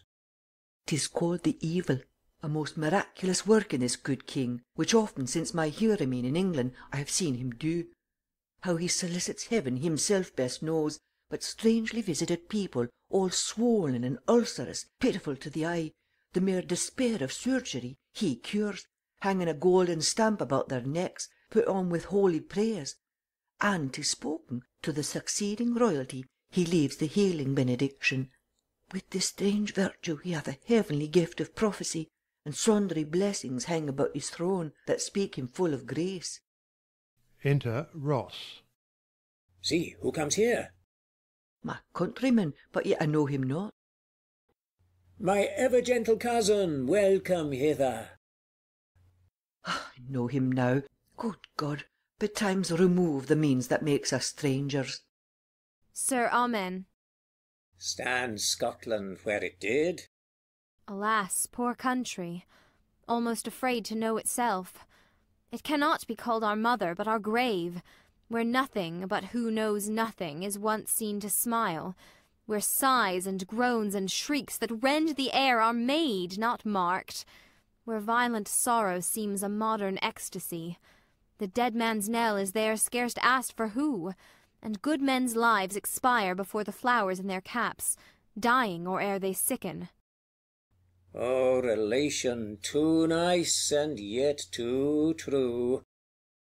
What's the newest grief? That of an hour's age doth hiss the speaker. Each minute teems a new one. How does my wife? Why, well. And all my children? Well too. The tyrant has not battered at their peace? No, they were well at peace when I did leave 'em. Be not a niggard of your speech, how ghost? When I came hither to transport the tidings which I have heavily borne, there ran a rumour of many worthy fellows that were out, which was to my belief witnessed the rather, for that I saw the tyrant's power afoot. Now is the time of help. Your eye in Scotland would create soldiers, make our women fight to doff their dire distresses. Be it their comfort, we are coming thither. Gracious England hath lent us good Seaward in 10,000 men, an older and a better soldier none that Christendom gives out. Would I could answer this comfort with the like, but I have words that would be howled out in the desert air, where hearing should not latch them. What concern they? The general cause, or is it a fee grief due to some single breast? No mind that's honest, but in it shares some woe, though the main part pertains to you alone. If it be mine, keep it not from me, quickly let me have it. Let not your ears despise my tongue forever, which shall possess them with the heaviest sound that ever yet they heard. I guess at it. Your castle is surprised, your wife and babes savagely slaughtered. To relate the manner were on the quarry of these murdered deer to add the death of you. Merciful heaven! What, man? Ne'er pull your hat upon your brows, give sorrow words. The grief that does not speak whispers your fraught heart and bids it break. My children too? Wife, children, servants, All that could be found. And I must be from thence, my wife killed too. I have said. Be comforted. Let's make us medicines of our great revenge to cure this deadly grief. He has no children. All my pretty ones. Did you say all? Oh, hellkite! All? What? All my pretty chickens and their dam at one fell swoop? Dispute it like a man. I shall do so, but I must also feel it as a man. I cannot but remember such things were that were most precious to me. Did heaven look on, and would not take their part? Sinful Macduff, they were all struck for thee. Not that I am, not for their own demerits, but for mine, fell slaughter on their souls. Heaven rest them now. Be this the whetstone of your sword. Let grief convert to anger. Blunt not the heart, enrage it. Oh, I could play the woman with mine eyes, and braggart with my tongue. But, gentle heavens, cut short all intermission.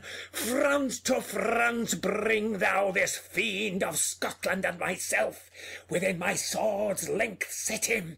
If he escape, heaven forgive him too. This tune goes manly. Come, go we to the king. Our power is ready. Our lack is nothing but our leave. Macbeth is ripe for shaking, and the powers above put on their instruments. Receive what cheer you may. The night is long that never finds the day. Exeunt. Act 5. Scene 1. Dunsinane. Ante-room in the castle. Enter a doctor of physic and a waiting gentlewoman. I have 2 nights watched with you, but can perceive no truth in your report. When was it she last walked?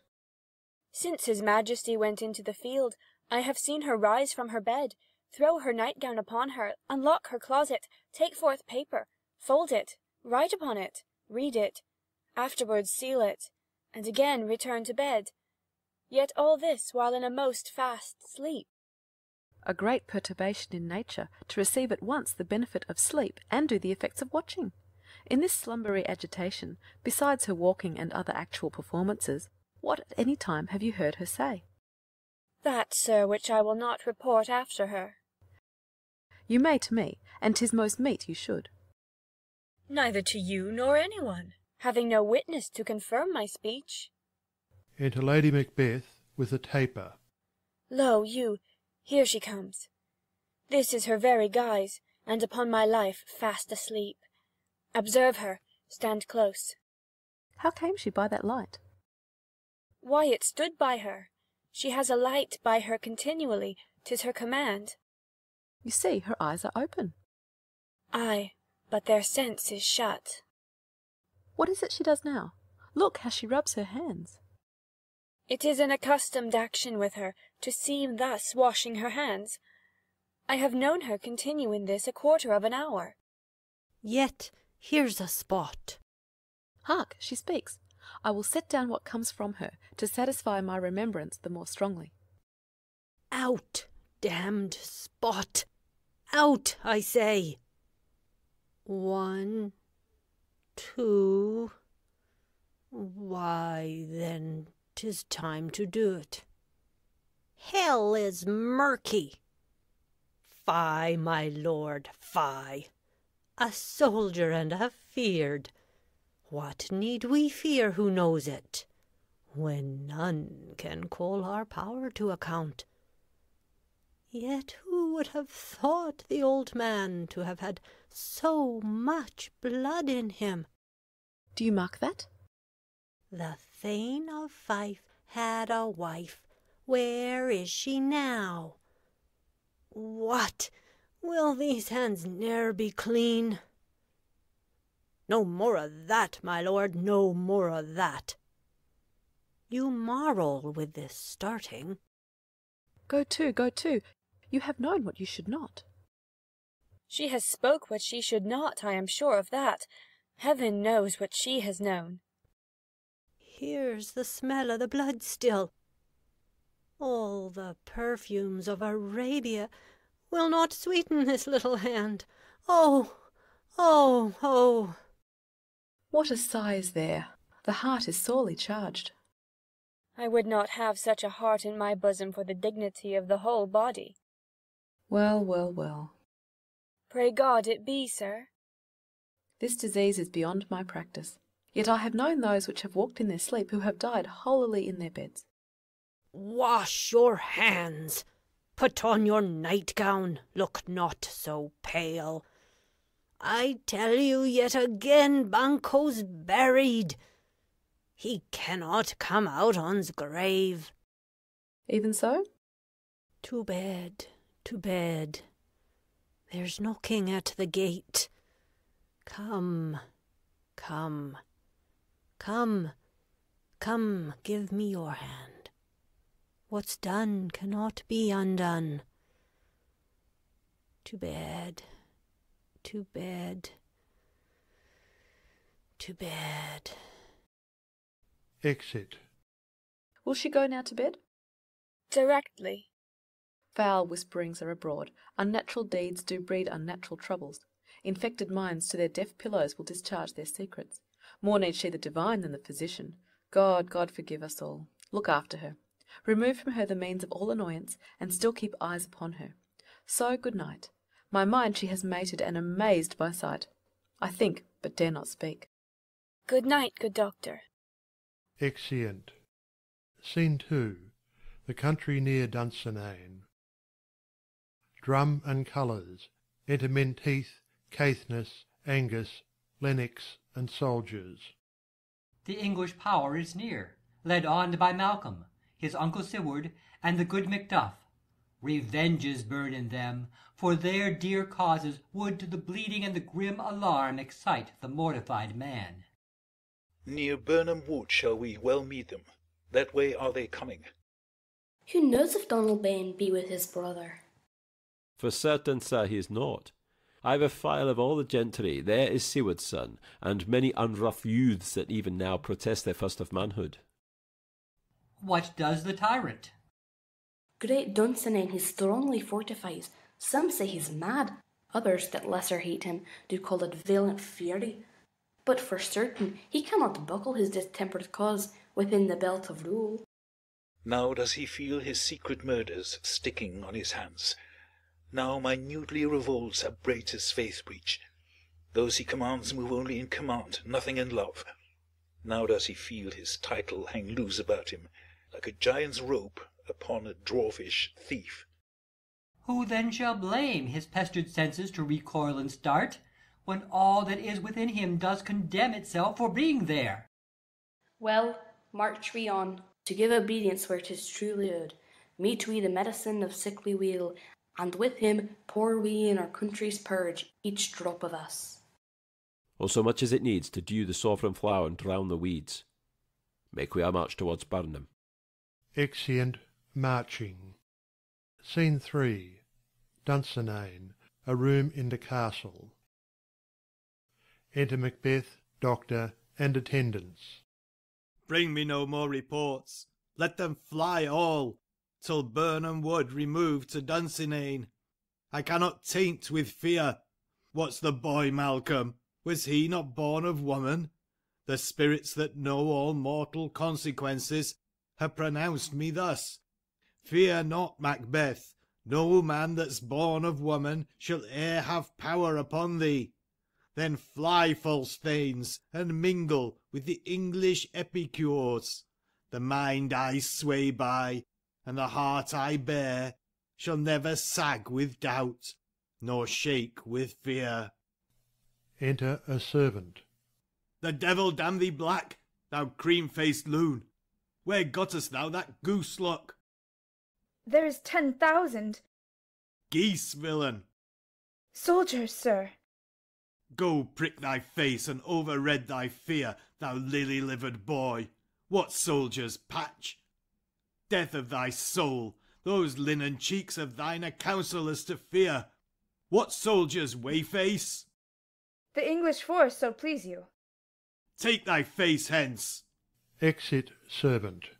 Satan, I am sick at heart when I behold. Satan, I say, this push will cheer me ever, or deceit me now. I have lived long enough. My way of life is fallen into the sere, the yellow leaf, and that which should accompany old age, as honour, love, obedience, troops of friends, I must not look to have, but in their stead curses, not loud but deep, mouth honour, breath, which the poor heart would fain deny, and dare not. Satan! Enter Seaton. What is your gracious pleasure? What news more? All is confirmed, my lord, which was reported. I'll fight till from my bones my flesh be hacked. Give me my armour. 'Tis not needed yet. I'll put it on. Send out more horses. Scur the country round. Hang those that talk of fear. Give me mine armour. How does your patient, doctor? Not so sick, my lord, as she is troubled with thick-coming fancies that keep her from her rest. Cure her of that. Canst thou not minister to a mind diseased? Pluck from the memory a rooted sorrow, raise out the written troubles of the brain, and with some sweet oblivious antidote cleanse the stuffed bosom of that perilous stuff which weighs upon the heart? Therein the patient must minister to himself. Throw physic to the dogs, I'll none of it. Come, put mine armour on, give me my staff. Satan, send out. Doctor, the thanes fly from me. Come, sir, dispatch. If thou couldst, doctor, cast the water of my land, find her disease, and purge it to a sound and pristine health. I would applaud thee to the very echo that should applaud again. Pull't off, I say. What rhubarb, cyme, or what purgative drug would scour these English hence? Hear'st thou of them? Ay, my good lord. Your royal preparation makes us hear something. Bring it after me. I will not be afraid of death and bane till Burnham Forest come to Dunsinane. Aside. Were I from Dunsinane away and clear, profit again should hardly draw me here. Exeunt. Scene 4. Country near Burnham Wood. Drum and colours. Enter Malcolm, Seawood, and young Seawood, Macduff, Menteith, Caithness, Angus, Lennox, Ross, and soldiers, marching. Cousins, I hope the days are near at hand that Chambers will be safe. We doubted nothing. What wood is this before us? The wood of Burnham. Let every soldier hew him down a bough, and bear it before him. Thereby shall we shadow the numbers of our host, and make discovery ere in report of us. It shall be done. We learn no other but the confident tyrant keeps still in Dunsinane, and will endure our setting down before it. 'Tis his main hope, for where there is advantage to be given, both more and less have given him the revolt, and none serve him but constrained things whose hearts are absent too. Let our just censures attend the true event, and put we on industrious soldiership. The time approaches that will with due decision make us know what we shall say we have, and what we owe. Thoughts speculative their unsure hopes relate, but certain issue strokes must arbitrate, towards which advance the war. Exeunt. Marching. Scene 5. Dunsinane, within the castle. Enter Macbeth, Seaton, and soldiers with drum and colours. Hang out our banners on the outward walls. The cry is still, they come. Our castle's strength will laugh a siege to scorn. Here let them lie till famine and the ague eat them up. Were they not forced with those that should be ours, we might have met them dareful, beard to beard, and beat them backward home. A cry of women within. What is that noise? It is the cry of women, my good lord. Exit. I have almost forgot the taste of fears. The time has been, my senses would have cooled to hear a night shriek, and my fell of hair would at a dismal treatise rouse and stir, as life were in't. I have supped full with horrors. Diurnus, familiar to my slaughterous thoughts, cannot one start me. Re-enter Seaton. Wherefore was that cry? The Queen, my lord, is dead. She should have died hereafter. There would have been a time for such a word. Tomorrow and tomorrow and tomorrow creeps in this petty pace from day to day to the last syllable of recorded time. And all our yesterdays have lighted fools the way to dusty death. Out, out, brief candle. Life's but a walking shadow, a poor player that struts and frets his hour upon the stage, and then is heard no more. It is a tale told by an idiot, full of sound and fury, signifying nothing. Enter a messenger. Thou comest to use thy tongue, thy story, quickly. Gracious my lord, I should report that which I say I saw, but know not how to do it. Well, say, sir. As I did stand my watch upon the hill, I looked toward Burnham, and anon methought the wood began to move. Liar and slave! Let me endure your wrath, if 't be not so. Within this 3 mile may you see it coming. I say a moving grove. If thou speak'st false, upon the next tree shalt thou hang alive, till famine cling thee.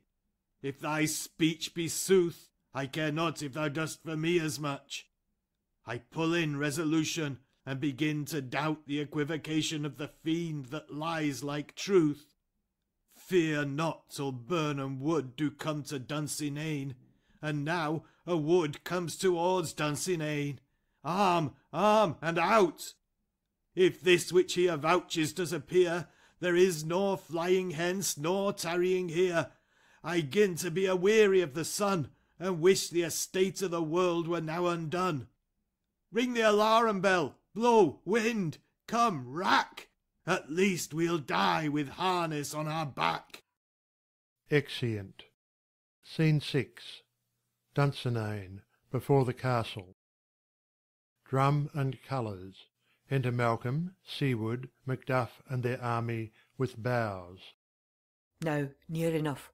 Your leafy screens throw down, and show like those you are. You, worthy uncle, shall with my cousin, your right noble son, lead our first battle.